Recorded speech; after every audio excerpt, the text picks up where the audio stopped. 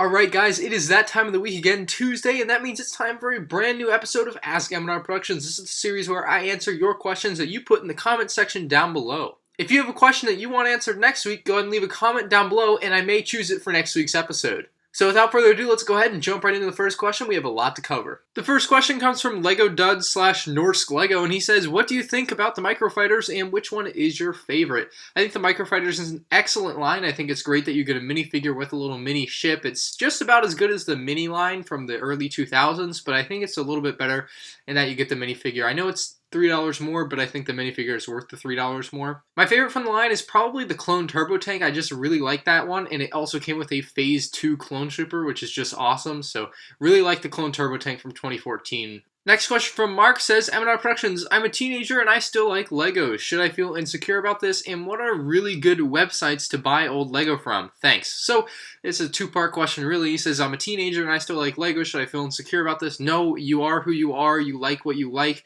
Don't feel insecure about anything about yourself. That's just unreasonable. If you're having problems and you're still in school or something, see a counselor. Maybe they can help you, but I really think you should be confident with who you are and what you do. Good websites to buy old Lego sets from, I'm assuming you mean old Lego Star Wars sets or just old other Lego sets in general, are going to be eBay or Bricklink. These are two very reputable and common websites that people purchase from, so those are probably going to be your two best bets. They have pretty good buyer protection. You purchase through PayPal, so it's pretty secure there, and you're going to get a good deal sometimes. So that's where you're going to want to look if you're looking for some older sets. Just hop on Brickset and take a look at their database if you don't really know what set you want, but you can find some older sets on there and then look them up on eBay or Bricklink. I would stay away from websites like Amazon. Those tend to have much higher inflated prices from the marketplace sellers, so definitely stick to Bricklink and eBay. Those are going to be the market price, market value for the sets if you look at the lowest price sets. Usually you're going to want to buy older sets used and not sealed in the box, but it may just depend what you're trying to collect for. Storm Gaming says, MandRproductions, what is your favorite year of Lego Star Wars sets? This question is asking which year, so like 2007 sets or 2011 sets or 2015 sets type thing.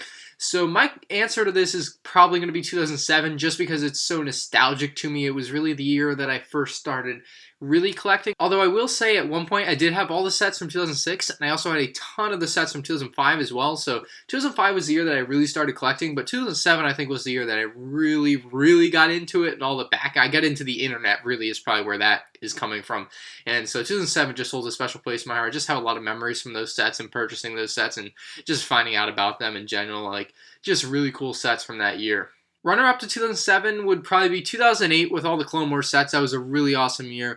And probably 2011, that had some really cool summer sets. I just remember the Clone Battle Pack from earlier in the year. They had some really cool $25 sets like the Imperial V-Wing. Patrick Tollard says, which set do you think is the ugliest of them all? There are a lot, and I don't want to say a lot because it's not really, but a lot of the older design Lego Star Wars sets are ugly by today's standards because we have so many new bricks and pieces to give better slopes and shapes to all the ships that we're building now. But the ugliest set that I think Lego ever made was the Mindstorms AT-AT thing, and it was just god-awful. Like, I'll put a picture on screen, you'll know what I'm saying. Like, this is just the worst thing I've ever seen.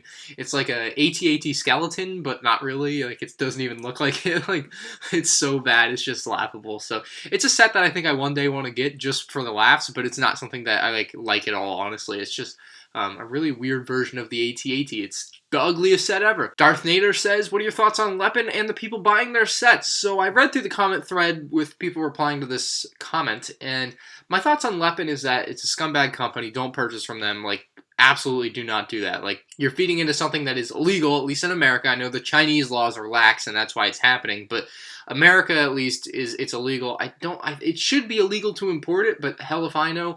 I don't actually do the research to find out. I've decided it's illegal to import it. I don't know. But anyway, I think Lepin is terrible.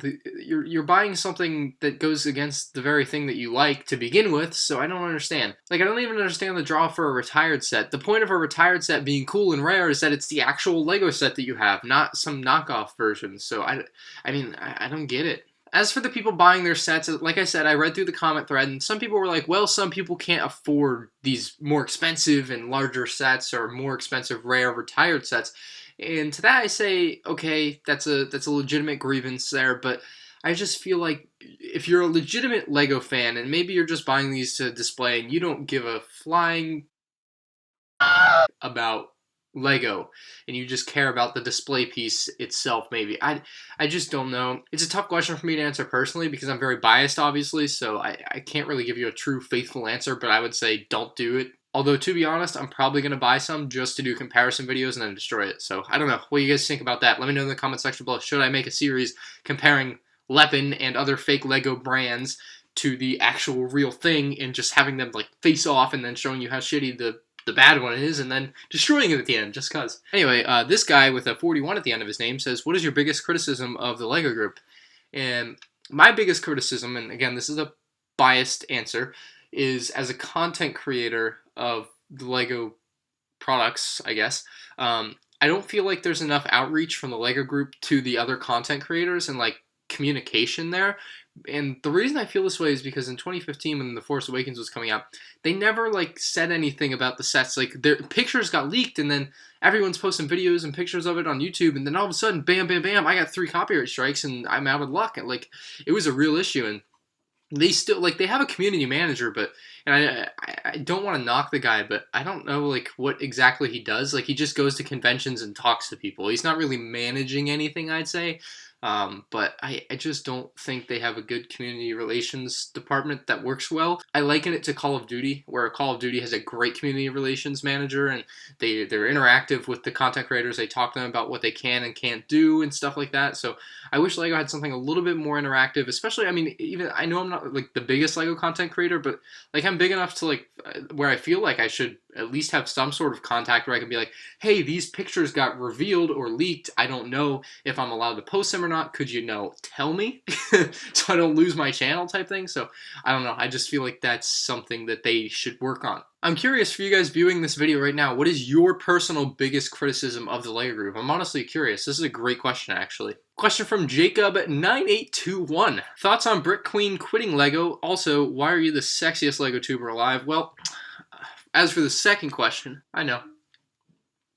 Jacob, I can't believe you would put me ahead of the Brick Queen. How could you do that? Anyway, thoughts on Brick Queen quitting LEGO. If you guys don't know, the Brick Queen channel, Brick Queen and Brick Titan, decided to stop doing LEGO videos, and basically the reason was it was too expensive and they weren't getting free stuff. I think that if it's too expensive for you and you're trying to make money out of it, like they are obviously, like they're trying to make a living off of YouTube as their career, why not buy the LEGO set, review it, do your videos on it, and then sell the LEGO set? You don't have to keep them all. Like if you're really trying to make a profit off this, you just buy it, review it, and sell it, and then you have a much higher profit margin as opposed to if you still have the cost of the set in there. I think they quit for a stupid reason, but I also never really watched their videos or cared, so I don't really care that they quit. It's not like something's missing to me personally, but that's a thing that happened. Drekken says, favorite discontinued line of LEGO sets? Well, I did say 2007 was my favorite year of LEGO Star Wars sets, and it's going to kind of continue there with the Aqua Raiders theme. I really liked the Aqua Raiders theme. It was a really, really cool theme, honestly.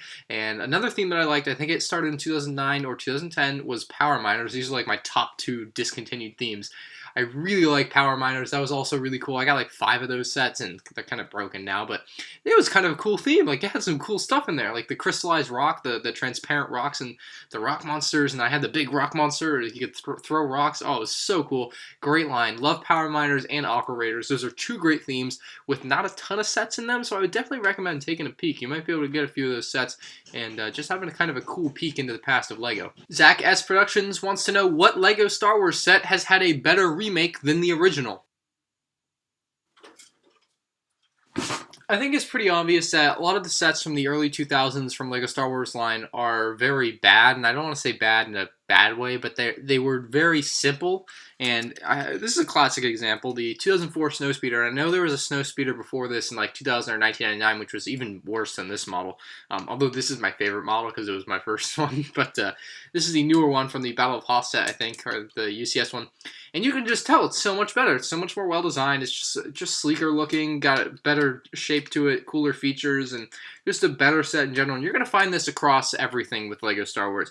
All the newer sets tend to be better than the older versions. Now, that being said, I think it's happened kind of in a 3 phases. So you have the first phase, which is the original versions of the sets from like 1999 to 2005. we had like the original versions of most things that have been made in Lego Star Wars. Another good example is the Sith Infiltrator. You guys know that set. That the original one was god awful compared to the newer ones that we have, and so you have that original wave of Lego Star Wars, like the first 6 years. And then the next 6 years, 2005 to 2011, you're looking at some great upgrades. The Clone Turbo Tank, for example. We went from the 2005 Clone Turbo Tank to 2010 Clone Turbo Tank. Much better. ARC 170, AT-AT, so many different examples of better and more upgrades. And then now we're in the third phase where we're seeing cheaper and smaller upgrades from the previous versions that are kind of 50-50. They're kind of an upgrade, kind of a downgrade. So we're in that third phase there. That's kind of the way I'm looking at it right now. I know some of you guys might see it differently, but that I think is the best way to look at it. You have the first phase, which is the original versions, this, and the other version of this. The second phase, which is like slightly upgraded version of this, looks a lot better. Sometimes you get a set like the Clone Turbo Tank, which is like leaps and bounds above. Now we're in the third phase where you get sets like this, which are much better, and you also get sets like this, which are slightly better than the original version, or smaller than the original versions to keep the price down. So that's the way I'm looking at that question. Battlefront Doge says, question, what Lego Star Wars set would you make if you could?